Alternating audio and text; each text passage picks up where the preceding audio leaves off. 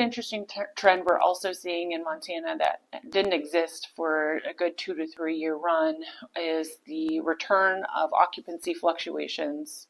For a long time we had critically full facilities with the COVID migration into our state. So we had long wait lists, we had almost no downtime between unit turns. And now we're starting to see that typical kind of seasonal fluctuation that we've always had for a long time, which created a little bit of panic with operators because we felt like, oh my gosh, what's happening? We were so used to this pent up wait list for a long time. So kind of preparing yourself for those fluctuations again. Most operators are experiencing those unless there are operators that are not choosing to push their rates. You probably still see a steady occupancy vacancy rate for you, but seeing that return in fluctuations in occupancy has been interesting the last 2 years or so.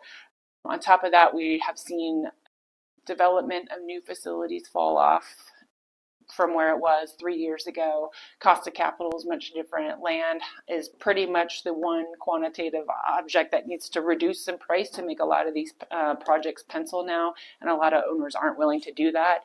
And so we've got a standstill and a freeze on some of our development projects because of where interest rates have gone and the lack of reduction in those rates we were hoping for this summer. And so there are certain markets that have experienced an influx of deliveries over the past 2 years before the spike in interest rates. And so there are some pockets of Montana I would be worried, I would be cautious about if you're looking to develop new.